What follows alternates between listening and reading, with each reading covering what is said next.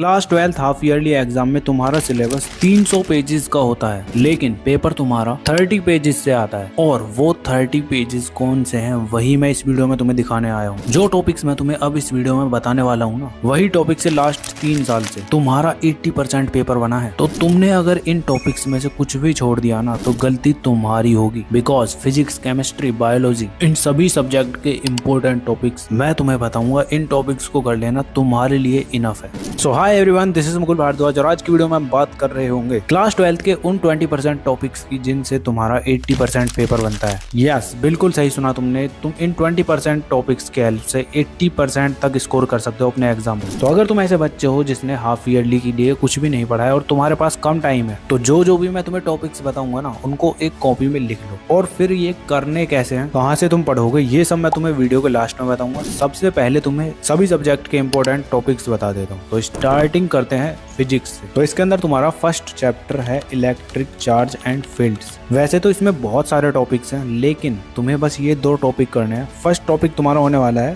Field lines, मतलब electric field lines, ठीक है। एंड सेकंड टॉपिक तुम्हारा होने वाला है गाउस लॉ और इसके एप्लीकेशन। बस बिकॉज इसी के अंदर से तुम्हारे सबसे ज्यादा डेरिवेशन पूछे जाते हैं। मेजॉरिटी क्वेश्चन तुम्हें यहीं से मिलेंगे जो डेरिवेशन से रिलेटेड है, ठीक है। इसके बाद तुम्हारा सेकंड चैप्टर है इलेक्ट्रोस्टैटिक पोटेंशियल एंड कैपेसिटेंस। इसके अंदर भी तुम्हारे बहुत सारे टॉपिक्स हैं, लेकिन तुम्हें ये 2 टॉपिक्स ही करने हैं। फर्स्ट टॉपिक है तुम्हारा इक्विपोटेंशियल सरफेस, जो कि तुम्हारा बहुत ज्यादा इंपॉर्टेंट है, ठीक है। और सेकंड है एनर्जी स्टोर्ड इन कैपेसिटर्स। और हाँ, इसके अंदर तुम्हारी वो लॉन्ग डेरिवेशन होती है, उसको तुम स्किप कर सकते हो, उसको मत करना। बस फॉर्मूले को अच्छे से याद कर लेना, ठीक है। तो फिजिक्स के अंदर इस चैप्टर में तुम्हें ये ही 2 टॉपिक करने थे, ठीक है। इसके बाद आता है तुम्हारा थर्ड चैप्टर करंट इलेक्ट्रिसिटी, जिसके अंदर तुम फर्स्ट टॉपिक करोगे ओम्स लॉ, ठीक है। ये तुम्हारा बहुत ज्यादा इंपॉर्टेंट है, ये तो तुम्हें बेसिकली पता भी होगा, ठीक है। सेकंड करोगे तुम किरचॉफ्स रूल्स। इसको तो तुम्हें गलती से भी स्किप नहीं कर देना, इससे तुम्हारे न्यूमेरिकल या फिर डायरेक्ट डेफिनेशन डायरेक्ट एग्जाम में पूछी जाएगी, ठीक है। तो अच्छे से करना। इसके बाद तुम्हारा थर्ड टॉपिक है इसके अंदर सीरीज एंड पैरेलल कॉम्बिनेशन। अब इसके अंदर तुम मीटर ब्रिज को स्किप कर सकते हो, वैसे तो छोटा टॉपिक है, तुम देख लेना। तो करंट इलेक्ट्रिसिटी के अंदर तुम्हें ये 3 टॉपिक्स ही करना है। अब आता है तुम्हारा fourth chapter moving charges and magnetism. तो यार इसके अंदर तुम्हें फर्स्ट टॉपिक करना है magnetic field line by wire या फिर लूप। इस डेरिवेशन को अच्छे से तैयार कर लेना, क्योंकि ये तुम्हारी डायरेक्ट एग्जाम में पूछी जा सकती है, ठीक है। साथ के साथ तुम सबसे इंपॉर्टेंट एम्पियर्स लॉ को एकदम पक्का कर रहे होगे, ये तुम्हारा बहुत ज्यादा इंपॉर्टेंट है, ठीक है। उसके साथ साथ तुम्हारा लॉरेंज फोर्स, इसको बस कॉन्सेप्चुअल तुम्हें याद करना है, ज्यादा कुछ इसके लिए मत करना, ठीक है। तो इस चैप्टर में भी तुम्हें यही 3 टॉपिक्स करने हैं। इसके बाद आता है तुम्हारा next chapter magnetism and matter.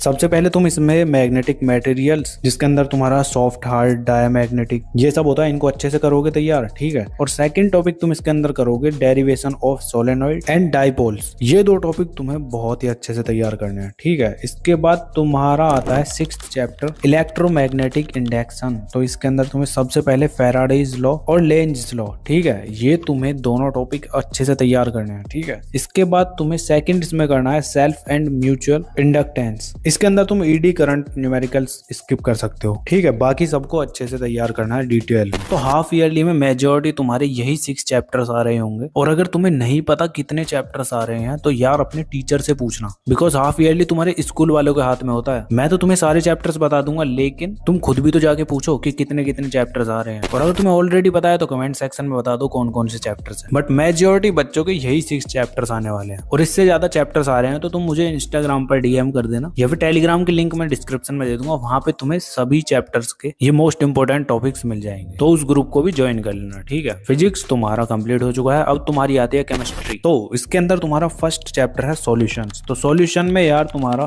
First topic होने वाला है राउल्स लॉ। ये तो तुम्हारा बहुत ही ज्यादा इंपॉर्टेंट है, इसको तो अच्छे से तैयार कर लेना। और इसके साथ साथ सेकंड टॉपिक तुम्हारा होगा कोलिगेटिव प्रॉपर्टीज, जिसके अंदर से तुम्हारे भर भर के एग्जाम में क्वेश्चंस पूछे जाते हैं। तो इसको तो स्किप करने की गलती बिल्कुल भी मत कर देना, ठीक है। और लास्ट तुम्हारा टॉपिक होने वाला है मोलैरिटी एंड मोलैलिटी। इनसे तुम्हारे सबसे ज्यादा न्यूमेरिकल्स पूछे जाएंगे। तो फॉर्मूला और डेफिनेशन दोनों को अच्छे से याद कर लेना, कोई ज्यादा टफ नहीं है। तो यही 3 टॉपिक्स तुम्हें करने हैं इस चैप्टर के अंदर। नेक्स्ट चैप्टर आता है तुम्हारा इलेक्ट्रोकेमिस्ट्री, जिसके अंदर सबसे पहले तुम कर रहे होगे नर्नेस्ट इक्वेशन वाले टॉपिक को। इसको गलती से भी स्किप मत कर देना, बहुत ही ज्यादा इंपॉर्टेंट है, ठीक है। इसके बाद तुम्हारा सेकंड टॉपिक है इलेक्ट्रोकेमिकल सेल्स। ये भी तुम्हारा इंपॉर्टेंट है, पर इतना ज्यादा नहीं है जितना फर्स्ट वाला था, बट हाँ कर लेना इसको भी, ठीक है। इसके बाद थर्ड टॉपिक है कंडक्टेंस। इससे भी तुम्हारे भर भर के क्वेश्चंस पूछे जाते हैं, तो अच्छे से कर लेना, ठीक है। तो ये 3 टॉपिक्स ही करने थे तुम्हें इस चैप्टर में। नेक्स्ट चैप्टर आता है तुम्हारा केमिकल काइनेटिक्स। अब इसके अंदर सबसे पहले तुम्हें रेट लॉ पढ़ना है, उसके बाद तुम इंटीग्रेटेड इक्वेशंस को पढ़ रहे होगे, एंड लास्ट में एक्टिवेशन एनर्जी। तो बस ये 3 टॉपिक्स ही करने हैं तुम्हें, ज्यादा डिटेल में मत जाना, ऊपर ऊपर से पढ़ लेना, फॉर्मूला वगैरह अच्छे से याद कर लेना, क्योंकि इससे तुम्हारे न्यूमेरिकल से ज्यादातर पूछे जाते हैं, तो उसके लिए फॉर्मूलेज तो पता होने चाहिए, ठीक है। इसके बाद तुम्हारा फोर्थ चैप्टर आता है D and F block elements. अब इसके अंदर तुम्हें इलेक्ट्रॉनिक कॉन्फ़िगरेशन अच्छे से रेडी करना है सभी एलिमेंट्स के, ये तुम्हारा बहुत ज्यादा इंपॉर्टेंट है, ठीक है। और साथ में तुम्हें प्रॉपर्टीज ऑफ डी ब्लॉक, इनको अच्छे से रेडी कर लेना है, बस एफ का रहने देना, एफ का मत करना। तो इसके अंदर तुम्हारी यही 2 टॉपिक थे जो मोस्ट इंपॉर्टेंट थे, ठीक है। इसके बाद तुम्हारा नेक्स्ट चैप्टर आता है कोऑर्डिनेशन कंपाउंड्स। अब इसमें यार तुम्हारा फर्स्ट टॉपिक है IUPAC